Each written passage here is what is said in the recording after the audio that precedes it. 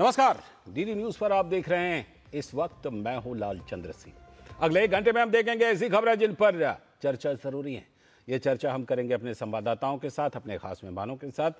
और आज जिस मुद्दे पर सबसे बड़ी चर्चा करने वाले हैं वो ये है कि ड्रेस कोड को लेकर ये जो मजहबी रंग की जिद है ये क्यों है। क्योंकि इसमें चाहे मनुस्मृति का जिक्र हो या फिर हिजाब विवाद हो, ये सारी चीजें इसमें समाहित होती हैं। और नेता प्रतिपक्ष जो लोकसभा में राहुल गांधी हैं, उनके एक बयान, पुणे में एक कार्यक्रम में दिए गए बयान के बाद ये चर्चा फिर से जोर पकड़ ली है इस चर्चा ने। तो इसी पर आज सबसे पहले खास चर्चा खास मेहमानों के साथ करेंगे और इसके बाद बात करेंगे कि एसआईआर की प्रक्रिया कई राज्यों में चल रही है, कर्नाटक भी उसमें शामिल है। तो कर्नाटक की ड्राफ्ट सूची आ गई है, उसमें 1 करोड़ से भी ज्यादा लोगों के नाम अभी फिलहाल कटे हैं। हालांकि अभी संभावना है आगे चलकर वो अपना नाम जुड़वा सकते हैं, लेकिन फिर भी इस पर राजनीतिक बयान आ रहे हैं, उस पर भी करेंगे बात। और साथ ही पंजाब में जहां 7 राज्यों में चुनाव होने हैं अगले साल, उसमें पंजाब भी शामिल है, महत्वपूर्ण राज्य है। वहां बीजेपी का दांव क्या है, इस पर भी करेंगे बात। होंगे तमाम सवाल जवाब, लेकिन सबसे पहले इस वक्त की हेडलाइंस। उत्तर प्रदेश में चुनाव से पहले गरमाई सियासत। सीएम योगी का पिछली सरकार में नौकरियों में भ्रष्टाचार को लेकर सपा पर तीखा हमला। कहा नियुक्ति का विज्ञापन निकलते ही वसूली के लिए निकल पड़ती थी चाचा भतीजे की जोड़ी। स्कूल यूनिफॉर्म के साथ हिजाब मान्य नहीं, इलाहाबाद हाईकोर्ट का बड़ा फैसला। मुस्लिम छात्रा की हेड स्कार्फ पहनने की याचिका खारिज, तो मुस्लिम धर्मगुरुओं ने जताई आपत्ति।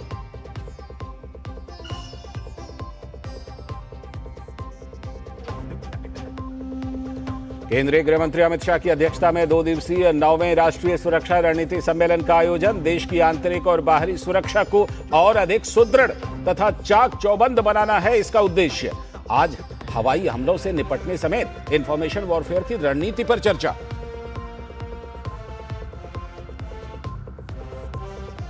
डिजिटल अर्थव्यवस्था की पहचान बना यूपीआई। 10 सालों में डिजिटल भुगतान में देश ही नहीं बल्कि वैश्विक मंच पर भी बढ़ा दबदबा।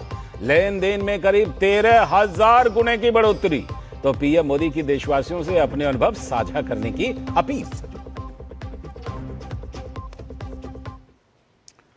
ये थे इस वक्त की हेडलाइंस। अब देखते हैं खबरों को विस्तार से। और आज सबसे पहले सबसे बड़ी चर्चा अपने खास मेहमानों के साथ जो हम करने वाले हैं वो ड्रेस कोड को लेकर के, जिस तरह से मजहबी रंग, जिद, सियासत सब कुछ इस पर चल रहा है इन दिनों इस पर चर्चा तेज हो गई है।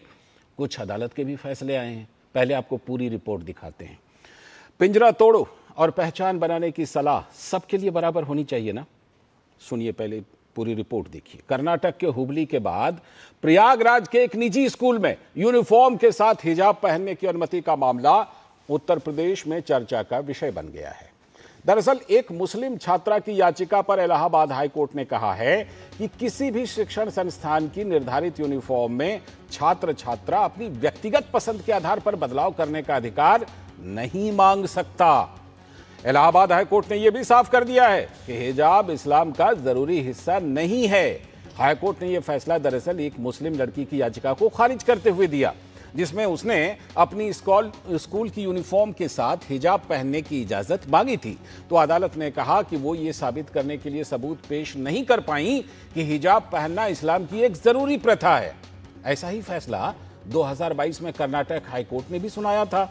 उसका हवाला देते हुए इलाहाबाद हाईकोर्ट ने कहा कि उसके पास कर्नाटक हाईकोर्ट के फैसले से अलग राय रखने का कोई कारण नहीं है।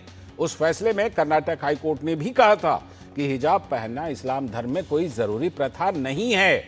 साल 2022 में कर्नाटक शिक्षा विभाग ने सरकारी आदेश से सभी स्कूलों में ड्रेस कोड को अनिवार्य बनाया था, लेकिन कुछ हिजाब और स्कार्फ को लेकर तेज हुई सियासत के कारण मई 2026 में सरकार ने पहले के आदेश को वापस ले लिया था, जिसके तहत स्कूलों में हिजाब पहनने पर रोक लगाई गई थी। तो सरकार ने नए दिशा निर्देश जारी कर छात्रों को यूनिफॉर्म के साथ हिजाब, जनेऊ, रुद्राक्ष और पगड़ी जैसे सीमित धार्मिक और पारंपरिक प्रतीक पहनने की अनुमति दे दी। बड़ा सवाल यह है कि कांग्रेस पार्टी पर्सनल लॉ को सरकारी आदेश या स्कूल ड्रेस पर हावी होने की इजाजत देती है क्या? और फिर राहुल गांधी मनुस्मृति पर ठीकरा क्यों फोड़ते हैं? पुणे के छात्रों की गूंज में राहुल गांधी पिंजरा तोड़ो और अपने लिए आवाज उठाओ का मंत्र छात्राओं को दे रहे थे। राहुल गांधी ने छात्राओं से कहा कि उन्हें इस पिंजरे को तोड़ना होगा जिसमें समाज उन्हें बंद करता है। उनका संदेश था कि लड़कियां डरें नहीं, अपनी बात जोर से रखें और अपने लिए लड़ें। उन्होंने मनुस्मृति का भी जिक्र किया और कहा कि महिलाओं को तो पिता, पति और बच्चों की संपत्ति मानने वाली सोच को शर्मनाक उन्होंने बताया और मनुस्मृति का हवाला दिया। तो केंद्रीय मंत्री किरण रिजिजू ने राहुल गांधी के पितृसत्ता तोड़ो बयान पर सवाल उठाए। उन्होंने पूछा कि कांग्रेस पार्टी हिंदू परंपराओं को ही हमेशा निशाना क्यों बनाती है और अल्पसंख्यक महिलाओं की स्थिति पर चुप क्यों रहती है। बड़ा सवाल यह भी है कि केरल में समाज के बीच बढ़ते दकियानुसी सोच पर संयुक्त राष्ट्र की संस्था वर्ल्ड बैंक ने भी सवाल उठाए हैं, लेकिन राहुल गांधी चुप हैं बिल्कुल। कांग्रेस के लेकिन थिरुवनंतपुरम के जो सांसद हैं शशि थरूर, उन्होंने एक सोशल मीडिया पोस्ट पर अपनी इस पर प्रतिक्रिया दी। इस पोस्ट में विश्व बैंक के एक अध्ययन का हवाला दिया गया था। अध्ययन में यह पाया गया है कि सऊदी अरब से केरल लौटने वाले प्रवासी महिलाओं के खिलाफ शारीरिक और लैंगिक हिंसा को लेकर अधिक रूढ़िवादी और अतिवादी विचार रखते हैं।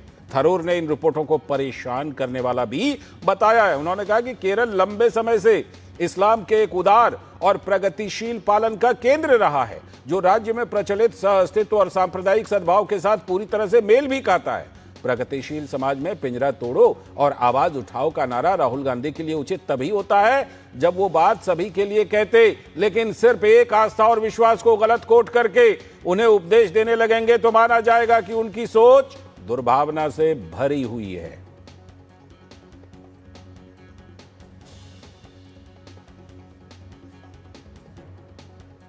तो इस पूरे मामले पर सवाल उठ रहे हैं और सवाल इसलिए उठ रहे हैं क्योंकि राहुल गांधी पर दोहरा रवैया अपनाने का आरोप लग रहा है। तो सबसे पहले आपको वही सुनवाते हैं कि कांग्रेस नेता राहुल गांधी दो मामलों पर किस तरह दो तरह के बयान दे रहे हैं, एक हिजाब पर और दूसरा मनुस्मृति को लेकर। सुनिए। औरत अबाया और हिजाब पहनकर फ्री नहीं फील करती है क्या? अबाया और हिजाब उतार देखिए मेरी व्यू है कि जो महिला पहनना चाहती है वो उसके ऊपर है। अगर वो अबाया पहनना चाहती है, कुछ और पहनना चाहती है, वो उसका बिजनेस है, उसका काम है, उसको अलाउ करना चाहिए। मेरी तो ये राय है। Manusmriti says in childhood a female belongs to her father, in youth she belongs to her husband, when her lord is dead she belongs to her sons. A woman must never be independent. This is a direct quote from the Manusmriti. And these words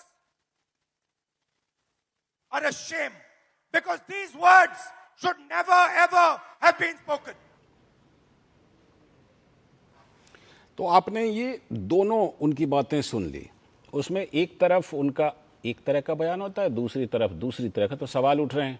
हमला बोला उत्तर प्रदेश के मुख्यमंत्री योगी आदित्यनाथ। उन्होंने कहा कि कांग्रेस दरअसल मनुस्मृति के बारे में गलत तथ्य रख रही है। राहुल जी कहते हैं बेटियों को भड़काने का काम कर रहे हैं, कहते हैं मनुस्मृति से बाहर निकलिए। भाई भारत की परंपरा तो ऐसी है, आप माने या ना माने कोई फर्क नहीं पड़ता है, लेकिन गलत तथ्यों से अवगत तो मत कराइए। आपको मनुस्मृति को मानना है मानिए, नहीं मानना है मत मानिए, लेकिन मनुस्मृति की अच्छाइयों को भी बताइए। इसलिए उन्होंने कहा क्योंकि मनुस्मृति में ही कहा गया यत्र नार्यस्तु पूज्यन्ते रमन्ते तत्र देवता, और महिलाओं को घर की शोभा भी बताया गया है। बहरहाल ये पूरे विवाद जब चला तो मुस्लिम स्कॉलर मौलाना खालिद रशीद फिरंगी महली का कहना है कि बड़ी लड़कियों के लिए हिजाब तो होना चाहिए। सुनिए। यूनिफॉर्म है वो सभी बच्चों को पहन के जाना है, उसकी पाबंदी करनी है। और लेकिन जो बड़ी बच्चियां हैं उनके लिए हिजाब अलाउ होना चाहिए। जिस तरीके से दूसरे मज़ाहिब के लोगों को अपने जो उनकी रिलीजियस सिग्निफिकेंस के तहत जो चीज़ें पहन के जाने होती हैं वो जाते हैं। तो मौलाना साहब इलाहाबाद हाईकोर्ट के फैसले पर अपनी प्रतिक्रिया दे रहे थे। उसी तरह की प्रतिक्रिया शिया धार्मिक नेता मौलाना सैफ अब्बास ने भी दी है। उन्होंने कहा अगर कोई बच्ची हिजाब के लिए परमिशन मांगती है तो उसको परमिशन देना चाहिए। ड्रेस, स्कूल की जो ड्रेस है उसकी मुखालफत नहीं कर रहे हैं, बिल्कुल हर जगह की जो ड्रेस हो उसको फॉलो करना चाहिए, उसको पहनना चाहिए। लेकिन अगर कोई छात्रा जो है वो हिजाब की अनुमति मांग रही है, मैं समझता हूं कि जो हमें संविधान ने दिया है उसके तहत वो हमको अनुमति मिलना चाहिए। और सुबह सपा के नेता और उत्तर प्रदेश सरकार में मंत्री भी हैं ओपी राजभर, उन्होंने इलाहाबाद हाईकोर्ट के इस फैसले का स्वागत किया। देश संविधान से चल रहा है। संविधान के दायरे में जो हाई कोर्ट का फैसला है वो सही फैसला है, क्योंकि एक ही विद्यालय में अलग अलग धर्मों के अलग अलग ड्रेस पहन करके लोग आए तो एकरूपता खत्म हो जाएगी। वहाँ लोग शिक्षा के लिए आते हैं, न कि धर्म और मजहब के लिए आते हैं। तो एकरूपता, जिस विद्यालय का जो ड्रेस है उस विद्यालय के सभी बच्चों को एक साथ एक ड्रेस में विद्यालय में आने के लिए जो हाईकोर्ट का फैसला है वो स्वागत योग्य है। प्रतिक्रिया इस पर वहां पर मुख्य विपक्षी पार्टी सपा की भी आई। सपा के नेता राजीव राय ने कहा कि अब कोर्ट का फैसला आया है तो कोई उसके खिलाफ कैसे बोल सकता है। सुनिए। हमारे प्रधानमंत्री जी तो परिधान से पहचानते हैं, और परिधान पहनने पर ही, मनपसंद का परिधान पहनने पर ही अगर रोक लगा दे तो हाई कोर्ट को मैं क्या कहूँ, फैसला कोर्ट का है तो कोर्ट के फैसले का खिलाफ तो कोई बोलेगा नहीं। यानी कि ये साफ दिखाई पड़ रहा है कि अब कोर्ट का फैसला आ गया तो कैसे खिलाफ में बोलें, वरना आप समझ सकते हैं कि बोल सकते थे। बहरहाल आज इसी पर हम बड़ी चर्चा करेंगे। इस बड़ी चर्चा में हमारे साथ खास मेहमान भी जुड़ेंगे, लेकिन उससे पहले एक छोटा सा ब्रेक ले लेते हैं, फिर लौटकर इसी पर आज बड़ी चर्चा करेंगे।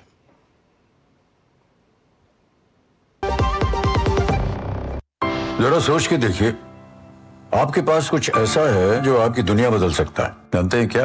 आपका अपना सोना। सोना क्या नहीं कर सकता? सोना आपको अपने सपनों का घर दिला सकता है, आपके बच्चों का भविष्य बना सकता है। सोना आपकी हर इच्छा पूरी कर सकता है। तो भारत की सबसे बड़ी gold loan NBFC Muthoot finance से गोल्ड लोन लीजिए और फिर देखिए सोना क्या नहीं कर सकता।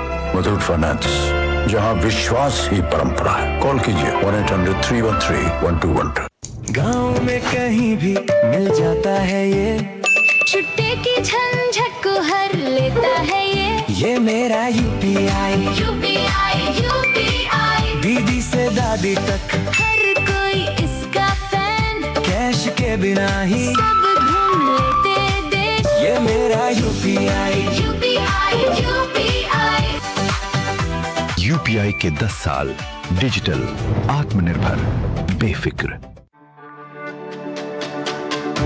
मेरी पसंद, मेरी पसंद,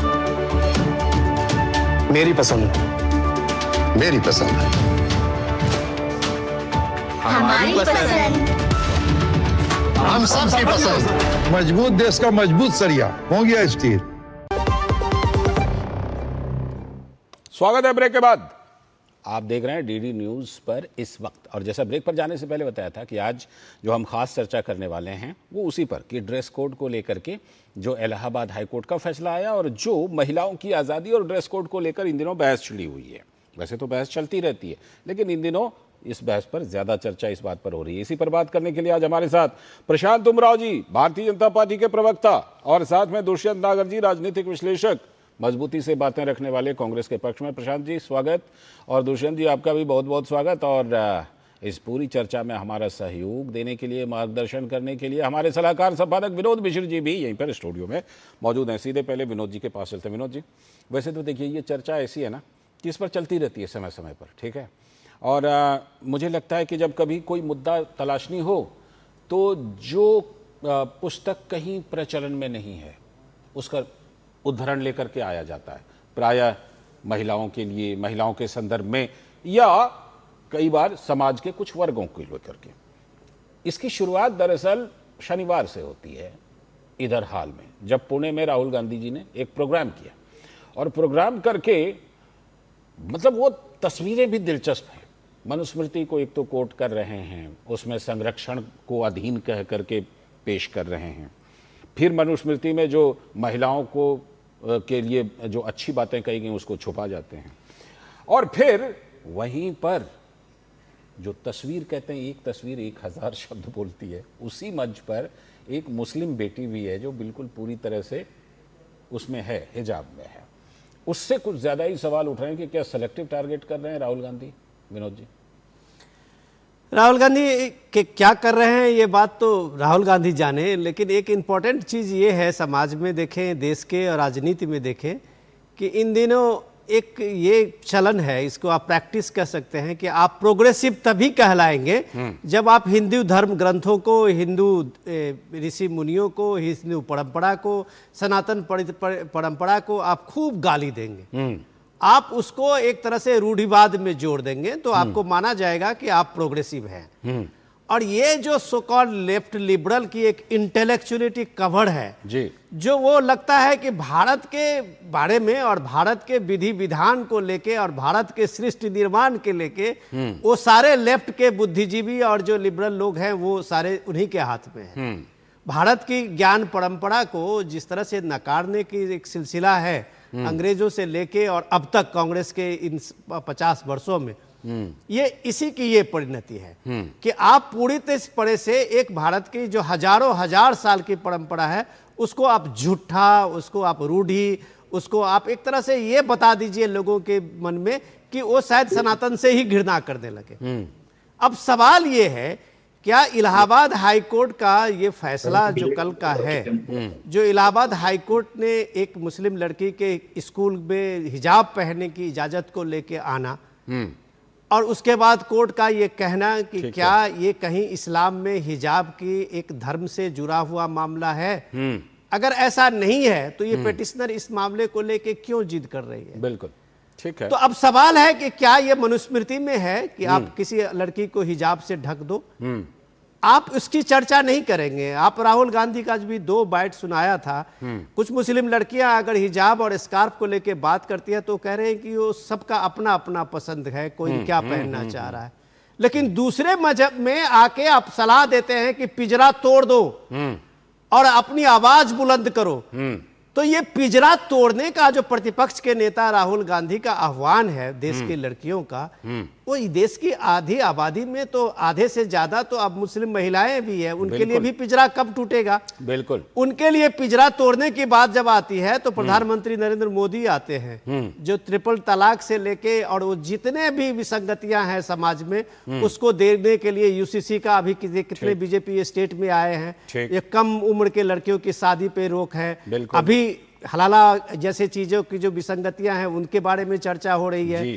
तो उनके लिए चिंता अगर नरेंद्र मोदी करते हैं तो वो सांप्रदायिक हो जाते हैं, लेकिन आप खुलेआम पब्लिक मंच से मनुस्मृति को गाली दे सकते हैं क्योंकि आप प्रोग्रेसिव हैं। आपको प्रोग्रेसिव होने में इतना गर्व होता है कि आप बिना उसको पढ़े, बिना उसको जाने आप मनुस्मृति को गाली दे सकते हैं। ये इस देश का आपको लोकतंत्र इजाजत देता है। बिल्कुल। मैं सीधे इस समय ऋषि शंकर मिश्रा जी के पास पहले चलता हूँ, माफ कीजिएगा, दुष्यंत नागर जी के पास। दुष्यंत नागर जी बताइए। सर नमस्ते। दुष्यंत नागर जी, पिंजरा तोड़ने का काम हुआ था शाहबानों वाले मामले में या पिंजरा डालने का काम हुआ था, ये बताइएगा। और दूसरी बात ये कि शाहबानों प्रकरण से लेकर के ट्रिपल तलाक से लेकर के यूसीसी तक, ये आखिर क्यों ऐसा कांग्रेस सेलेक्टिव होती है? मैं सबसे पहले एक बात क्लियर कर देता हूं, हर एक धर्म, हर एक मजहब की पुस्तकों में, धार्मिक पुस्तकों में अच्छाइयां भी हैं और कुछ ऐसी भी बातें हैं जो आज के संदर्भ में प्रासंगिक नहीं है। ठीक, ये सबसे पहले क्लियर हो जाना चाहिए। और ये किसी एक धर्म की बात नहीं है, लेकिन जब टारगेट करने की बात आती है तो सिर्फ एक धर्म, उनके प्रतीकों, उनकी धार्मिक पुस्तकों, उन्हीं को टारगेट करने का मकसद क्या है, वो मकसद बताइए। हाँ जी, ये बिल्कुल एकदम मिथ्या प्रचार किया जा रहा है नेता प्रतिपक्ष राहुल गांधी जी के प्रति।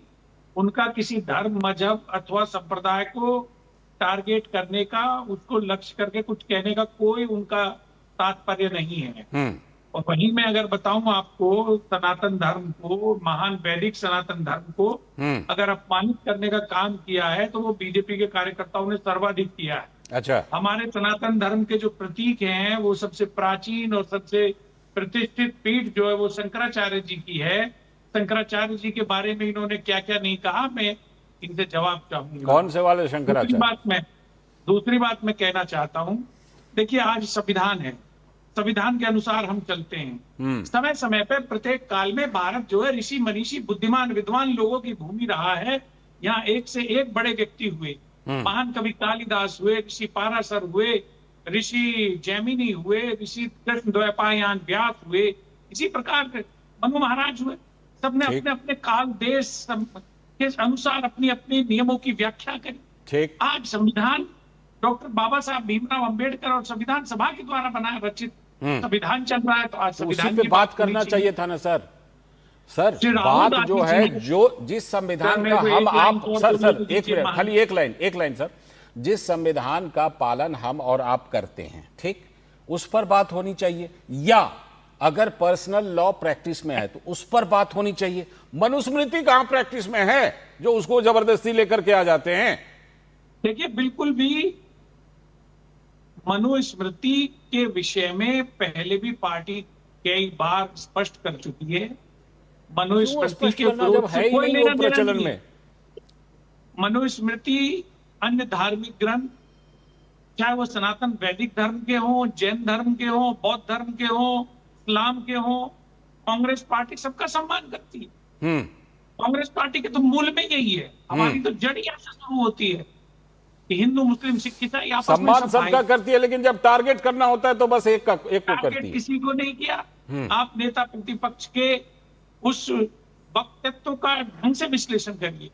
वो बहुत बढ़िया से विश्लेषण किया। की बात कर रहे हैं, वो महिलाओं के सशक्तिकरण की बात कर रहे हैं, वो बेटियों के अधिकार देने की बात कर रहे हैं। वो कह रहे हैं कि आप अपना करियर चुनो, आप आगे बढ़ो, बचपन में आपको जो पढ़ना है एक बात कहें, इशारों में समझिएगा, जो स्वस्थ हैं उसी का इलाज कर रहे हैं क्या? क्योंकि जो बेटियां वहां पर आई थी ना, उनको उनके घर वालों ने पूरा खर्चा देकर, पूरी आजादी देकर, पूरा सम्मान देकर के पढ़ाई के लिए भेजा था, उन्हीं को स्टेज पर बुलाए थे। वो और उन्हीं को कहते हैं पिंजरा तोड़ो। अरे घर से पिंजरा तोड़ क्या, वो न सिर्फ पिंजरा तोड़ करके बल्कि घर से सम्मान के साथ, सुविधा के साथ उनको पढ़ने लिखने के लिए भेजा गया। काहे का पिंजरा, कहाँ का पिंजरा? जहाँ पिंजरा है वहां दिखाई तो देता है नहीं। प्रशांत उमराव जी बताइए। वहां पे एक बेटी ने अपनी बात कही थी, उन्होंने कहा था कि उनको कौन कौन सी दिक्कत है। उस बेटी में कहीं स्कार्फ नजर आ नहीं रहा था जिस बेटी ने बात कही थी, पता नहीं क्या स्क्रिप्टेड दे दिया था, उसको पकड़ा दिया था। आरोप तो ऐसे भी लग रहे हैं कि 25-25 हजार रुपए ऑफर किए जा रहे थे आने के लिए और अपनी बात इस तरह से रखने के लिए। खैर छोड़िए उसको। हाँ प्रशांत उमराव जी। देखिए देश में 26 जनवरी 1950 कुछ ना मिले तो 25,000। मैं दिखा दूं वीडियो, दिखा दूं जिसमें 25,000 देने का आरोप लगा है? दिखा दो अजय, बाद में डिस्कस करेंगे। दिखा दूंगा। दुष्यंत नागर जी चैलेंज मत कीजिए, मेरे पास वीडियो पड़ा है, मैं दे दूंगा। चैलेंज कर रहा हूं आपको, अगर प्रशांत उमराव जी बताइए। देते हुए कोई वीडियो दिखा दो तो मैं आपकी गुलामी करूंगा। देते हुए नहीं, उसने आरोप लगाया कि उसको 25,000 ऑफर किया गया। आरोप तो ये लगवाते रहते हैं, उमराव जी बैठे हैं, प्रशांत उमराव जी बोलिए। लोग उसे फर्जी आरोप लगवाते हैं।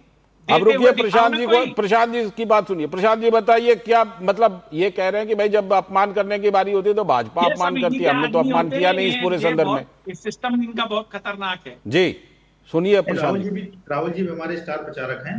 देखिए 26 जनवरी 1950 से देश में संविधान लागू है और संविधान का आर्टिकल 13 कहता है कि देश में कोई ऐसा कानून जो संविधान में वर्णित फंडामेंटल राइट, जो मूल अधिकार के इनकंसिस्टेंट है, यानी उसका विरोधाभासी, वो कानून नहीं माना जाएगा। लेकिन देश में शरीयत एक्ट 1937 की लागू है और शरीयत एक्ट 1937 के बहुत सारे ऐसे प्रावधान जो हैं जो फंडामेंटल राइट को वायलेट करते हैं। ऐसे अधिकार हैं जो समान रूप से नहीं है और शरीयत एक्ट 1937 को देश का हर मुसलमान मानता है। कोई मुसलमान ऐसा नहीं कहता कि मैं शरीयत एक्ट को नहीं मानता हूँ। मनुस्मृति की बात क्या है, उसमें क्या लिखा है क्या नहीं लिखा, मैं पढ़ा नहीं हूँ, उस बारे में नहीं पढ़ा है, मैं धार्मिक विशेषज्ञ नहीं हूँ, तो उसकी मैं बात नहीं करता हूँ। हो सकता है बहुत सारे लोग मानते हैं उनका व्यक्तिगत अधिकार है, लेकिन देश की कोई कोर्ट, कोई सरकारी कार्यालय मनुस्मृति के हिसाब से नहीं चलता है। देश का जो कोई सारी कोर्टें हैं, सारे सरकारी कार्यालय हैं, संविधान के अनुसार चलते हैं और जो पार्लियामेंट द्वारा जो बनाए गए कानून के अनुसार चलते हैं। तो कोई मनुस्मृति को दोष देने का, उसको करने कोई लाभ नहीं है। रही बात महिला अधिकारों की बात, तो देश में 1955 से हिंदू कोड बिल लागू है। हिंदू कोड बिल में महिला पुरुषों को सबको समान अधिकार है। हिंदू पुरुष को भी तलाक देने का अधिकार है कोर्ट के माध्यम से, महिला को भी अधिकार है। अभी जो है सक्सेशन में महिला बेटी को भी बराबर अधिकार, संपत्ति में पुरुष को भी अधिकार है, गोद लेने को महिला को भी अधिकार है, पुरुष को अधिकार, जो अधिकार पुरुष को है वही सेम अधिकार हिंदू महिलाओं को है। लेकिन शरीयत एक्ट में महिला को अधिकार बराबर नहीं है। अगर एक दंपति के मुस्लिम के दो, एक बेटा एक बेटी है, तो बेटी को 1/3 प्रॉपर्टी मिलेगी, बेटे को 2/3 मिलेगी। मुस्लिम महिला को डाइवोर्स देने का अधिकार नहीं है, उसको तलाक लेने में कई सारे उसमें क्लॉज हैं। इस तरह बहुत सारी चीजें हैं कि वहां पे इक्वल राइट नहीं है, लेकिन उसकी बात नहीं होती है। तो यहाँ देश तो संविधान से चल रहा है, कोई मनुस्मृति से तो चल नहीं रहा। हो सकता है मनुस्मृति लोग अपना मानते हैं, वो उनका व्यक्तिगत अधिकार है। ऐसी बहुत सारी स्मृतियां चलती हैं, वेद चलते हैं, अन्य धर्मों की किताबें हैं, सबका अपना जो है व्यक्तिगत मान्यता, अपनी मान्यता में मानते हैं। लेकिन ये कम्युनिस्टों का प्रोपेगेंडा है, आप मनुस्मृति का नाम लेकर के बार बार हिंदू धर्म का अपमान करें। और रही बात, मैं मुख्य बात कह दूं, राहुल गांधी जी महिलाओं को पिंजड़ा तोड़ने की बात करते हैं, तो अपने घर में पहले पिंजड़ा क्यों नहीं तोड़वाते हैं? राहुल गांधी जी 33 साल के एज में सांसद बन गए, प्रियंका वाड्रा जी 52 साल के एज में सांसद बनी, राहुल गांधी जी 47 साल के एज में कांग्रेस के अध्यक्ष बन गए, प्रियंका वाड्रा जी जो उत्तर प्रदेश की प्रभारी थी वो भी उनको हटा दिया गया। आप लोग जानते हैं कि 2024 में रायबरेली से चुनाव लड़ना चाहती थी, उनको केरला भेज दिया गया, उनको सीमित कर दिया गया।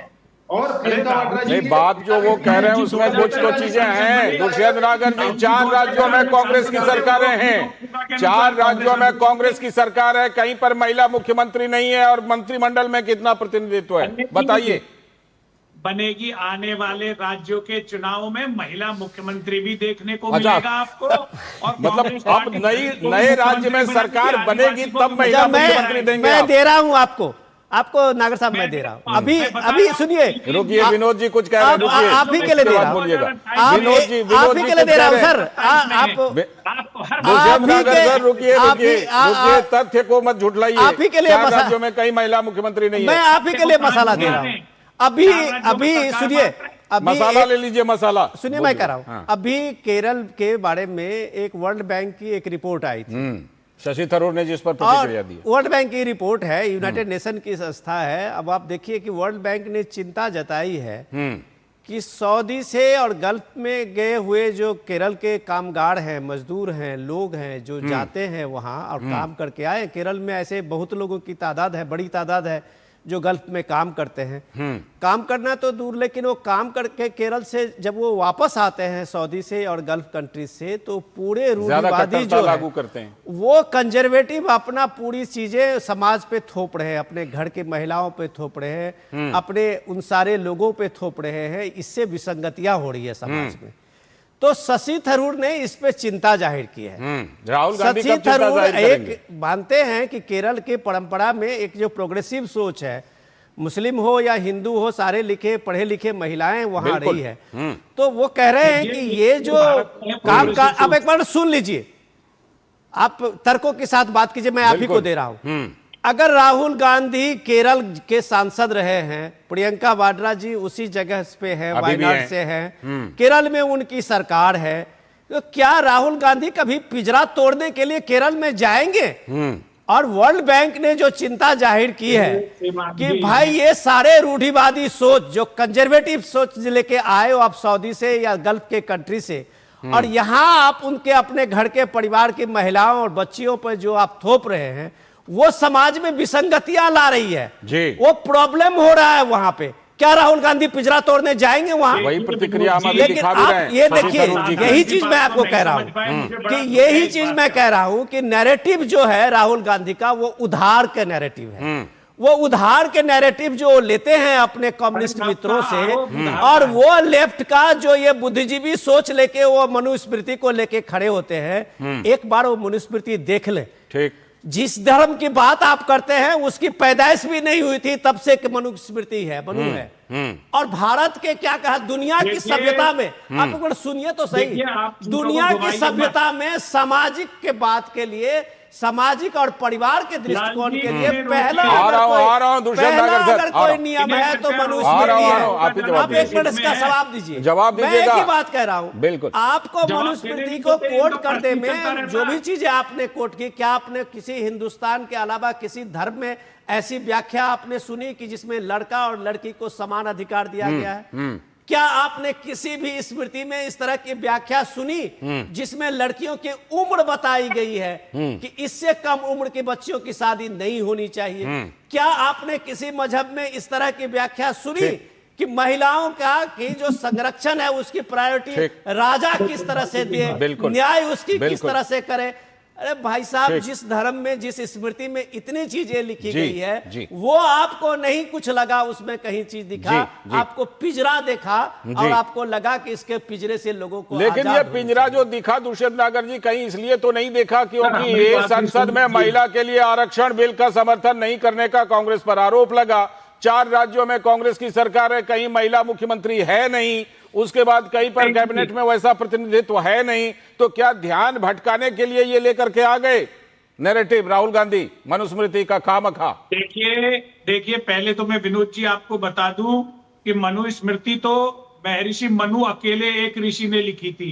हमारे संविधान को लिखने वाले 300 से अधिक ऋषि, मनीषी, बुद्धिमान, ज्ञानी लोगों ने संविधान पर ही ना बात करनी चाहिए कि मनुस्मृति पर बात करने का फिर क्या तुक बनता है? आप अपना थोड़ा नॉलेज बढ़ाइए। मनुस्मृति बहुत बाद में स्मृति है ये, जिसको लिखा गया है। मनु जो ऋषि हैं उस परंपरा में उन्होंने कहा था, फिर इसका संकलन भी कई चरणों में हुआ है, पुरानी है। अब उसको आप जो कोट कर रहे हैं वो अंग्रेजों का लिखा हुआ टीका बता रहे हैं। इसके कई वर्जन आए मनुस्मृति के, सैकड़ों में। कौन मनुस्मृति सही है ये पता करना बहुत सही। ये भी आरोप है कि जो वाला आप श्लोक कह रहे थे वो श्लोक बाद में लोगों ने जोड़ दिया है मनुस्मृति में, ये भी कहा जाता है। दूसरी चीज मैं ये कहना चाहता हूं, जो आपने पिंजरा तोड़ने वाली बात कही, तो राहुल जी ने वो तो सभी महिलाओं और बालिकाओं के लिए कही है, वो कोई माइनस केरल नहीं कही उन्होंने, सभी के लिए कहते, वो केरल की महिलाओं के लिए सभी के लिए कहते। शशि थरूर जी कुछ बता रहे हैं, उस पर ध्यान दे देते। महिलाओं के सशक्तिकरण की बात राहुल जी ने अपने पार्टी के महत्वपूर्ण और बड़े सांसद शशि थरूर जी लिख रहे हैं, उस पर ध्यान दे देते, वहां पिंजरा नजर आ जाता। सिलेक्टिव पिंजरा नजर आता है क्या? पिंजरा तोड़ने के लिए कहा है, ऐसा कहाँ है पिंजरा? वो पिंजरा पहले दिखे तो सही, कहीं ऐसा तो नहीं स्वस्थ आदमी का ही इलाज कर रहे हैं आप? छात्राओं को उनके अधिकारों के लिए राहुल जी ने आह्वान किया है, उनके सशक्तिकरण के लिए राहुल जी ने आह्वान किया है। आप खड़े होइए और एक समृद्ध और शक्तिशाली भारत का निर्माण करिए। एक बात बताएं, जनता बहुत जागरूक हो गई है, जनता सब जानती है पिंजरा किधर है और किधर नहीं है, ठीक है? जनता सब जानती है, जनता को सब दिखाई देता है किधर पिंजरा है किधर नहीं है। प्रशांत उमराव जी, प्रशांत उमराव जी, जो पहले कर्नाटक हाईकोर्ट का फैसला आया था, ठीक है, अब इलाहाबाद हाईकोर्ट का भी फैसला आ गया है, उसके बावजूद कुछ लोग ड्रेस कोड की लेकर के जिद पे अड़े हुए हैं। इसमें आखिर राजनीतिक पार्टियां क्यों नहीं कोर्ट की समझ को मान लेती हैं? क्यों नहीं हमारे धर्मगुरु इस बात को मान लेते हैं कि ठीक है, पर्सनल चॉइस है, घरों में आप पहन सकते हैं और जगहों पर पहन सकते हैं, लेकिन कम से कम शिक्षण संस्थानों को लेकर जो कोर्ट के फैसले आ गए उसको स्वीकार करना चाहिए। बिल्कुल, देखिए ड्रेस का मतलब क्या होता है? ड्रेस का मतलब होता है कि सभी लोग एक तरह के कपड़े पहने ताकि उनमें कोई विभिन्नता का भाव ना हो, कोई ऊंच नीच का भाव ना हो। इसीलिए स्कूल में ड्रेस की जाती है कि कोई अमीर घर का भी बच्चा होता है, गरीब घर का बच्चा होता है, एक तरह की ड्रेस हो तो उनमें कोई विभिन्नता ना लगे। कोई अगर बचपन से ही बच्चों में इस तरह का जाति का, धर्म का भेदभाव हो जाएगा तो हम किस तरह का समाज बनाएंगे? अगर बच्चों के मन में जाएगा तो हिजाब पहने बेटी, हम हिजाब नहीं पहने, तो उसके मन में क्या जाएगा? उसके अंदर पहले से बचपन में बच जाए कि हम दूसरी धर्म के हैं, वो लोग दूसरे धर्म के हैं, तो कहीं ना कहीं उनका मस्तिष्क प्रभावित होता है। और इलाहाबाद हाईकोर्ट इस चीज को स्पष्ट किया है कि जो है इस हिजाब जो है इस्लाम का कोई इंटीग्रल पार्ट नहीं है, ये व्यक्तिगत आपकी चॉइस है, तो व्यक्तिगत चॉइस अपने घर में आप पहनिए। और अगर इस्लामिक रीति रिवाजों का ही पालन करना तो मदरसे में करिए, मदरसा आपका प्राइवेट होता है वहां करिए। अब ये तो प्राइवेट स्कूल है, प्राइवेट स्कूल में तो आपको उनको वहां के नियमों का पालन करना पड़ेगा। हम लोग कई बार कॉम्पिटिटिव एग्जाम्स में भी देखते हैं कि वहां पर कलावा उतरवा दिया जाता है, महिलाओं का मंगलसूत्र उतरवा दिया जाता है। अगर कोई नियमावली है तो नियमावली का देखिए सबको पालन करना पड़ेगा। आप घर में कुछ भी पहनिए,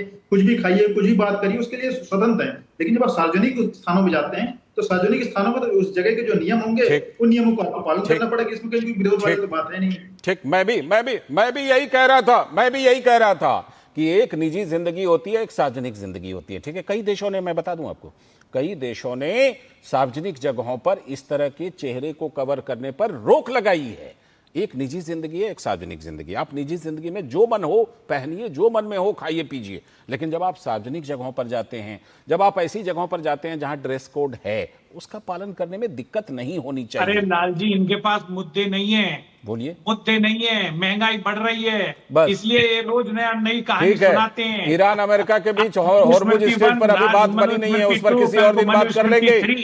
अरे अभी 70 रुपए चीनी फिर का भाव कैसे हुआ जरा बता से दीजिए बड़ी प्रशांत सुविधा जी। से आप इसको उड़ाए दे रहे हैं, बड़ी सुविधा से उड़ाए दे रहे हैं। जब मैंने कहा कि पिंजरा जहां है वहां दिखाई देता नहीं, जहाँ पिंजरा नहीं है वहां आर्टिफिशियली कृत्रिम तौर पर पिंजरा ढूंढ लेते हैं और फिर उस पिंजरे पर खामखा हमला करते हैं। कोई बात नहीं करते, मनुस्मृति पे आगे।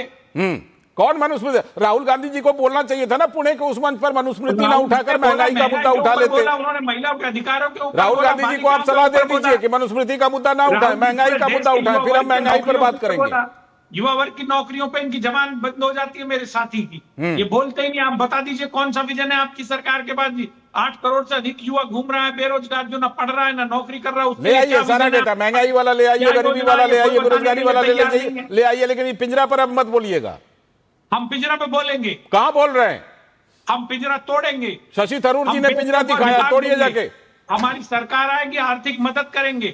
कांग्रेस की सरकार आएगी, केरल में कांग्रेस की ही सरकार है, तोड़ डालिए पिंजरा। पैकेज देंगे, लोगों ने कांग्रेस की सरकार बनवाई है। शुक्रिया, धन मुहैया कराएंगे, स्टार्टअप के लिए धन मुहैया कराएंगे। शुक्रिया। केरल में आपकी सरकार बनी हुई है कांग्रेस की, बोलिए पिंजरा तोड़ दें, जो पिंजरा शशि थरूर जी ने दिखाए। शुक्रिया दुष्यंत जी, शुक्रिया प्रशांत जी और विनोद जी। आगे हम कुछ और मुद्दों पर बात करेंगे, फिलहाल वक्त है एक छोटे से ब्रेक का। ब्रेक के बाद जब लौटेंगे तो जो कई राज्यों में SIR की प्रक्रिया चल रही है, तो उसमें कर्नाटक का ड्राफ्ट लिस्ट आया, 1 करोड़ से ज्यादा लोगों के नाम कट गए हैं। इसमें राजनीति भी है, दिखाएंगे, बताएंगे आगे ब्रेक के बाद।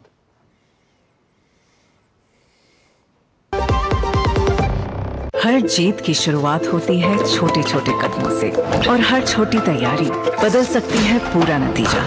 क्योंकि मैदान हो या जिंदगी, छोटी से छोटी तैयारी ही देती है प्रोटेक्शन और प्रोटेक्शन ही देता है भरोसा।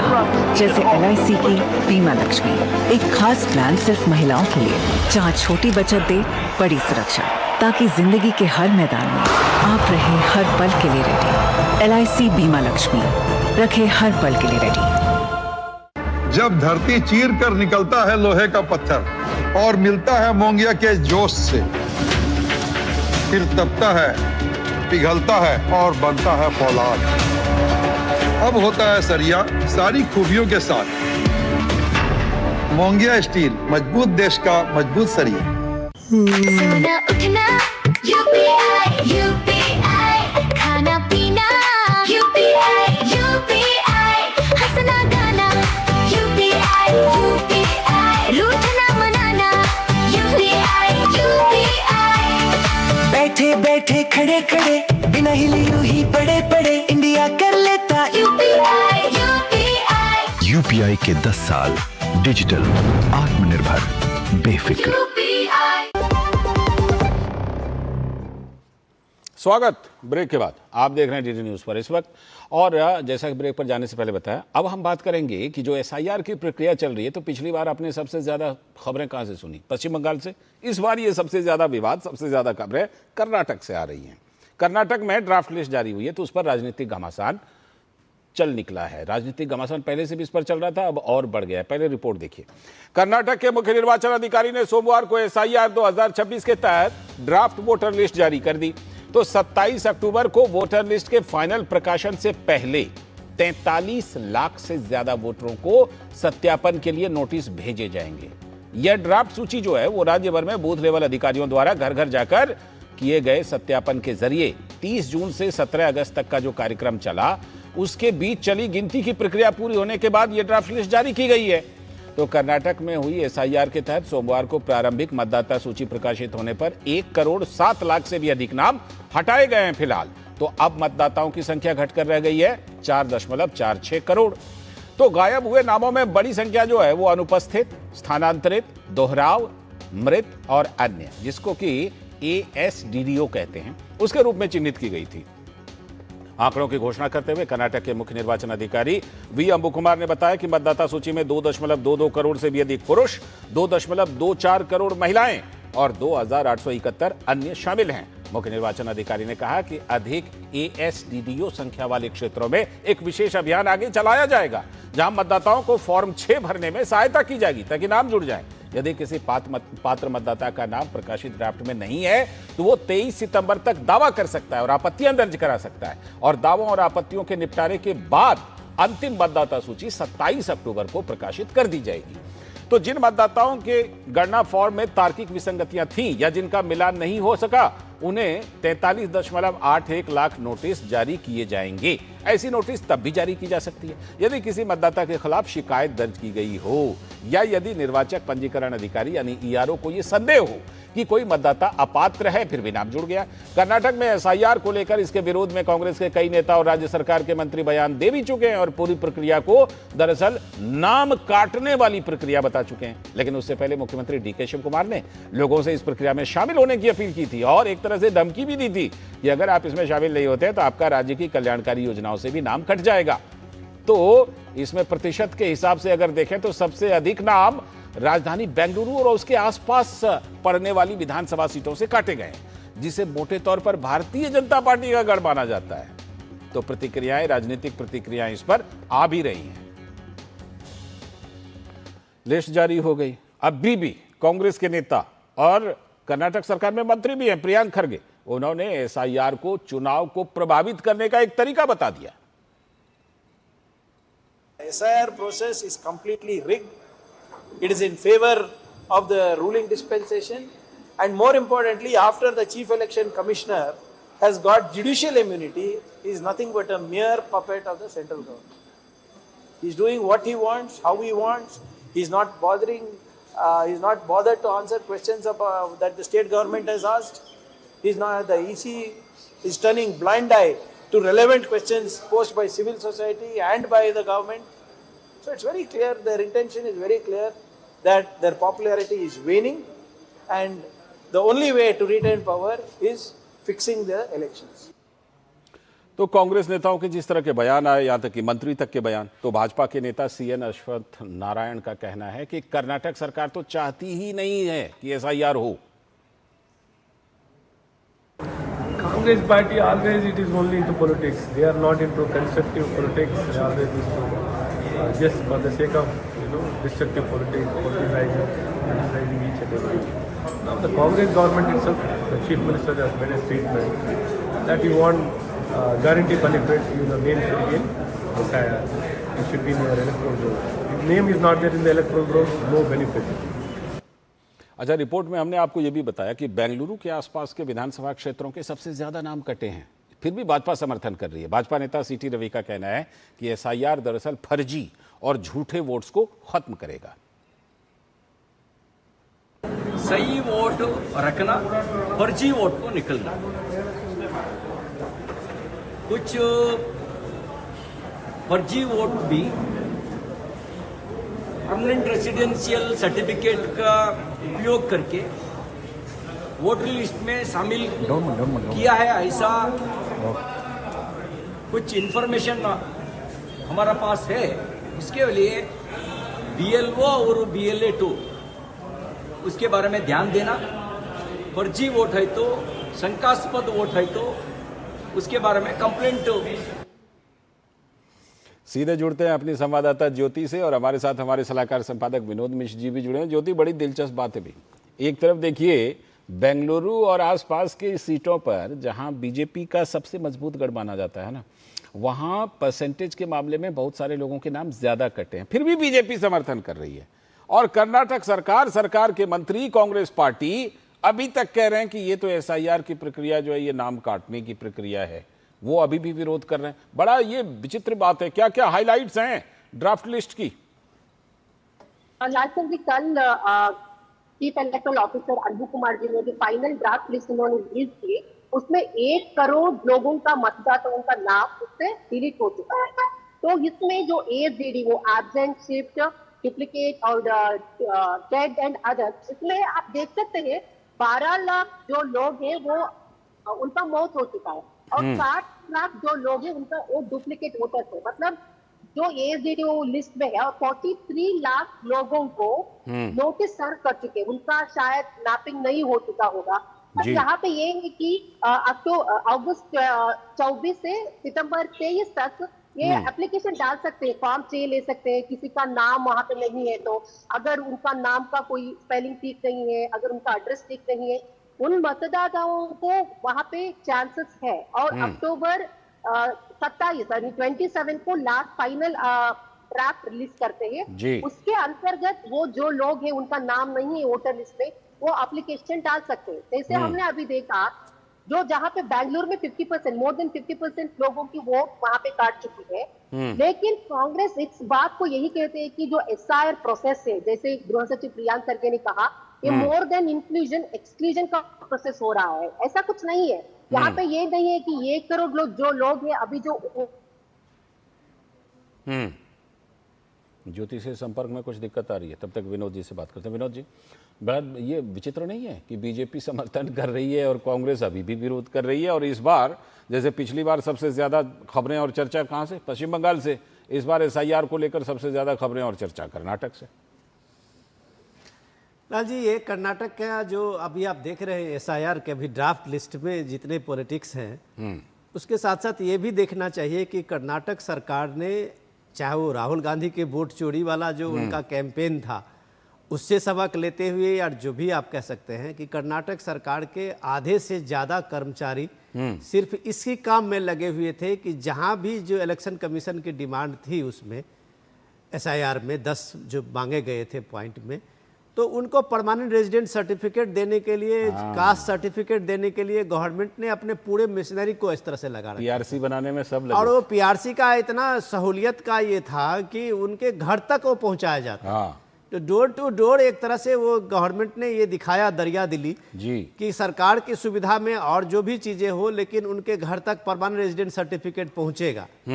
लेकिन उसके बाद भी अगर जो ज्योति बता रही है कि अगर 43.5 लाख लोगों को डिस्क्रिपेंसीज में रखे गए, तो जाहिर सी बात है कि उनके पीआरसी पे ही डाउट है।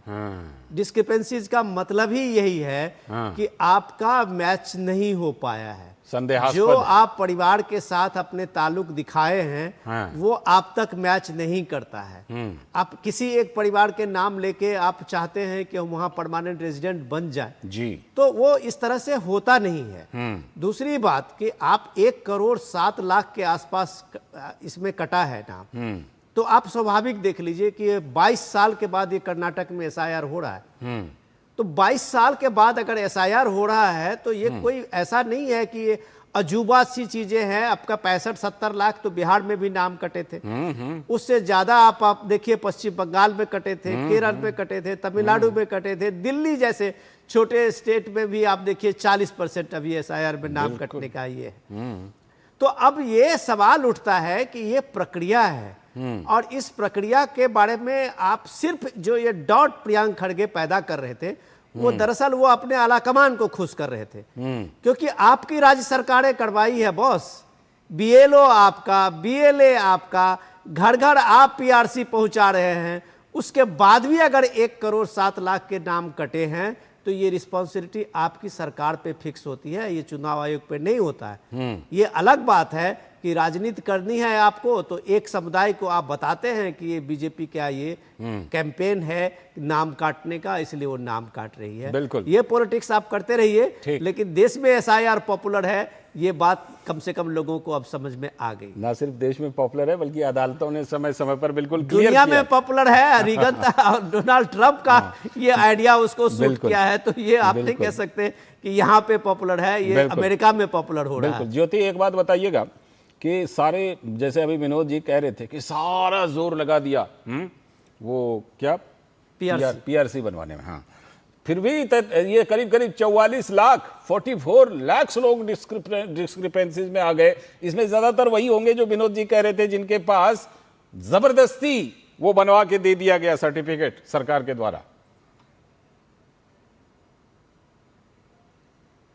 शुरू हुआ है, कांग्रेस की जो मंत्री हैं सब लोग इसी में लगा हुआ है कि जो एसआईआर प्रक्रिया है एक नरेशन क्रिएट कर रहे थे, केंद्र सरकार चुनाव आयोग से थ्रू ये वो डिलीट करने की प्रयास कर रहे हैं। वैसा नहीं है, ये लोग ये परमानेंट रेसिडेंशियल सर्टिफिकेट देकर जो अवैध लोग हैं जो बांग्लादेश से, जैसे भाजपा आरोप कर रहे थे बांग्लादेश से इलीगल इमिग्रेंट जो आए हैं उनको परमानेंट रेसिडेंशियल सर्टिफिकेट देने के थ्रू जो उनका वोट बैंक है वो स्ट्रांग बनाना चाहते थे। जो एसआईआर के प्रोसेस जो भी है जो इन्होंने वायोलेट भी कर चुके हैं, घर घर जाकर बीएलओ को ये प्रक्रिया करनी थी, लेकिन मस्जिद में जाकर या शादी महल पे जाकर लोगों को इकट्ठा कर वहीं पे उन्होंने ऐसा एन्यूमरेशन फॉर्म फिलअप किया है। बहुत लोग बीएलओ सरकार के दबाव में आकर एक ही दिन में उनको टारगेट दिए थे, उसी काम में वहां पे तुले हुए थे। जो बीएलओ आपके हैं, बीएलए आपके हैं, या आप कहते हैं ना केंद्र सरकार की पपेट है, नहीं वैसा नहीं। अगर राज्य सरकार के अंडर आते हैं तो बीएलओ आपके अंडर आते हैं। तो इतना सब कुछ होने के बावजूद भी आप हर बार केंद्र सरकार बिल्कुल ठीक है। अब जाहिर सी बात है कि आगे की प्रक्रिया में देखना होगा कि फाइनली कितने लोग आ जाते हैं, कितने लोग छूट जाते हैं या कितनों के कट जाते हैं। बहुत बहुत शुक्रिया, आगे आपसे अपडेट लेते रहेंगे। ज्योति बेंगलुरु से जुड़ी थी और विनोद जी हमारे साथ जुड़े थे। बहुत बहुत शुक्रिया ज्योति, विनोद जी। और अब बात करेंगे पंजाब की, क्योंकि पंजाब में भी चुनाव होना है। 7 राज्यों में जो अगले साल चुनाव होना है, उसमें बीजेपी वो इस बार अपनी संभावना देख रही है और चुनाव के लिए शंखनाद कर रही है। रिपोर्ट देखिए पहले। कौन बनेगा मुख्यमंत्री पंजाब के लिए, यह सवाल थोड़ा टेढ़ा तो है। आम आदमी पार्टी की सरकार अपने 4 वर्ष पूरे करके चुनाव की तैयारियों में जुटी हुई है, सत्ता में वापसी का ख्वाब भी देख रही है, लेकिन कांग्रेस अभी घर में ही उलझी हुई है। लेकिन बीजेपी ने चुनावी शंखनाद करके चुनावी तैयारी का ऐलान इस बीच कर दिया। पटियाला में पहली जोनल मीटिंग को संबोधित करते हुए बीजेपी के राष्ट्रीय महासचिव बीएल संतोष ने कहा कि पंजाब बदलाव के लिए पूरी तरह तैयार है और बीजेपी इस बदलाव को हकीकत में बदलने के लिए पूरी तरह तैयार है। बीजेपी पंजाब की सभी 117 विधानसभा सीटों पर चुनाव लड़ेगी और जीत हासिल करके राज्य में अपनी सरकार बनाएगी। पंजाब में विधानसभा चुनाव के लिए एक और जहां चर्चा है कि बीजेपी और शिरोमणि अकाली दल के बीच अलायंस हो सकता है, तो वहीं दूसरी ओर बीजेपी के राष्ट्रीय महासचिव बीएल संतोष ने कहा कि सभी सीटों पर हम ही चुनाव लड़ेंगे।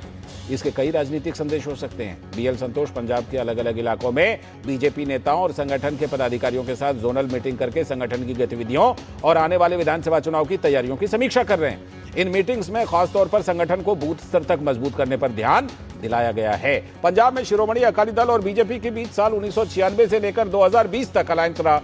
24 साल के इस गठबंधन में बीजेपी और अकाली ने साथ में 6 विधानसभा और लोकसभा चुनाव लड़े हैं। इन सभी चुनावों में सीटों का बंटवारा 94-23 के आधार पर लगभग होता रहा, यानी 94 अकाली 23 बीजेपी। लेकिन मौजूदा दौर में अकाली दल पंजाब में अब तीसरे नंबर पर आ चुकी है। अकाली के वोटर बेस में आप ने सेंध लगा दी है। तो देखना यह कि बीजेपी अगर संगठन को मजबूत करके जनता के बीच जाती है तो लोगों का भरोसा भी पार्टी के साथ जुड़ेगा क्या? बीएल संतोष की यह पहल कार्यकर्ताओं में उत्साह तो कम से कम बढ़ा ही सकती है। और भारतीय जनता पार्टी में ने केवल सिंह ढिल्लों उनको अपना अध्यक्ष बनाया पंजाब का, तो उन्होंने इस पर अपनी प्रतिक्रिया दी। 117 सीटां ते लड़ेगी भाजपा, 117 ते लड़ेगी, पूरी तैयारी है। अलायंस दी संभावना कोई संभावना नहीं, असि 117 ते लड़ांगे, साडी पूरी तैयारी है। वहीं पंजाब के जो वित्त मंत्री आम आदमी पार्टी के नेता हरपाल सिंह चीमा है, उन्होंने कहा भाजपा चाहे अकेले लड़े चाहे किसी के साथ अलायंस में लड़े, वो पंजाब में सफल नहीं हो सकती। भारतीय जनता पार्टी चाहे अकेले लड़े चाहे किसी के साथ अलायंस में लड़े, वो पंजाब में सफल नहीं हो पाएगी। पंजाब में मार्च 2022 से पहले हमारे नेशनल कन्वीनर अरविंद केजरीवाल जी ने और पंजाब के माननीय मुख्यमंत्री सरदार भगवंत सिंह मान जी ने 5 गारंटियां दी थी। हमने 5 की 5 गारंटियां जो है विदिन 4 ईयर पूरी कर दी। तो अब पंजाब में कोई भी सियासी पार्टी आम आदमी पार्टी से टक्कर नहीं ले सकती। कांग्रेस के नेता हैं और पंजाब के प्रभारी भूपेश बघेल, उन्होंने कहा कि भाजपा और अकाली दल की कई बातें सुनने को मिल रही हैं। अभी तो पता चला है कि वो बादल साहब प्रधानमंत्री जी से मिले हैं, तो दूसरे प्रकार की बातें आ रही है, दोनों गठजोड़ करके चलेंगे। पहले बड़े भाई के रोल में रहते थे, अब छोटे भाई के रोल में रहना है, ये कहा जा रहा है। तो अभी बहुत सारी खिचड़ियाँ पक रही है। तो क्या क्या खिचड़ियां पक रही हैं? गुरमीत जुड़ गए हमारे साथ, बताएंगे क्या क्या खिचड़ियां पक रही हैं। एक तरफ आम आदमी पार्टी अपनी चीजों में उलझी हुई है गुरमीत, दूसरी तरफ चन्नी वर्सेस अमरिंदर सिंह राजा वरिंग, वो चल रहा है पूरा मामला। बीजेपी ने इस बीच में तैयारी शुरू कर दी। क्या इसको क्या माना जाए, अपने आप को गियर अप करने के लिए या अलायंस होने की स्थिति में थोड़ा ज्यादा दबाव बनाने के लिए कि सीटें ज्यादा मिल जाएं? देखिए लाल जी, ये जो दोनों ही समीकरण हैं वो बीजेपी के लिए बहुत अच्छे हैं। अभी राइट नाउ जो बीजेपी है वो फोकस कर रही है कि सिंगल हैंडेडली वो चुनाव में जाए, 117 सीटों पर चुनाव लड़े और इसी के लिए बूथ मैनेजमेंट यानी कि बूथ लेवल पर अपनी ऑर्गेनाइजेशन को मजबूत कैसे करना है, उसी के लिए मीटिंग्स चल रही हैं। अब बीएल संतोष जो पंजाब में आए हुए हैं 5 जगह, जैसे आप बता चुके दर्शकों को, पटियाला, बठिंडा, लुधियाना, जलंधर, अमृतसर, इन सभी जगहों पर मीटिंग की जा रही है। और देखिए पंजाब पंजाब में 69 सीट्स सिर्फ मालवा रीजन में है। 3 रीजन है पंजाब में, मालवा, माझा और दोआबा। बीजेपी ने बड़े ही कैलकुलेटेड तरीके से सभी को डिवाइड किया है और मालवा रीजन के ऊपर सबसे ज्यादा फोकस किया। और ये मीटिंग से बीएल संतोष की आप देखिए कि पटियाला, बठिंडा और लुधियाना पर फोकस है सबसे ज्यादा, जो कि मालवा रीजन में पड़ते हैं। फिर जालंधर, दोआबा रीजन और अमृतसर, माझा रीजन। अब कुल मिलाकर जो ये दौरा है बीएल संतोष का, उसमें उन्होंने 2-3 चीजें कही है कि बीजेपी बदलाव को तैयार है और इसको हम सच करके दिखाएंगे। 117 सीटों पर चुनाव लड़ेंगे। इससे पहले केंद्रीय गृह मंत्री अमित शाह आए थे, उन्होंने भी सीधे तौर पर यह कह दिया कि 117 सीटों पर सिर्फ बीजेपी सिंगल हैंडेडली चुनाव लड़ेगी। और आप देखिए कि जो फोकस है बीजेपी का वो सीधे तौर पर अलग अलग जगह पर है। आप इस समय जो है मिशन मोड पर जो बीजेपी चल रही है पंजाब में, ऐसा जो कैंपेन है या इस तरह का मैनेजमेंट है जो ग्राउंड लेवल पर, वो बीजेपी का कभी नहीं देखा गया है। अभी क्या है, बूथ लेवल पर इलेक्शन प्लानिंग चल रही है और इसके साथ ही मंडल से लेकर जिले से लेकर जोनल स्तर तक जो है बड़े स्तर पर बीजेपी ये मजबूत पार्टी को करने की कोशिश कर रही है। जितने नाराज नेता हैं उनको मनाने की कोशिश है, कवायद ये है कि पार्टी के संगठन को मजबूत किया जाए। और ये ऐसे समय में है जब कांग्रेस लगातार जो है बटी हुई है। ठीक, हाल में थोड़ी सफलता भी दिखी है क्योंकि हाल में जो लोकल बॉडी इलेक्शन हुए थे ना, उसमें सबसे ज्यादा इंप्रूव्ड दिख रही थी बीजेपी चारों कोनों में से। फिलहाल बहुत बहुत शुक्रिया, आगे जुड़ते रहेंगे क्योंकि पंजाब में चुनाव है तो चुनावी सरगर्मी भी होगी और राजनीति भी होगी। जुड़ते रहेंगे आपके साथ। फिलहाल बहुत बहुत शुक्रिया और इसी के साथ आज के इस वक्त में इतना ही। पूरी टीम को दीजिए अनुमति। नमस्कार।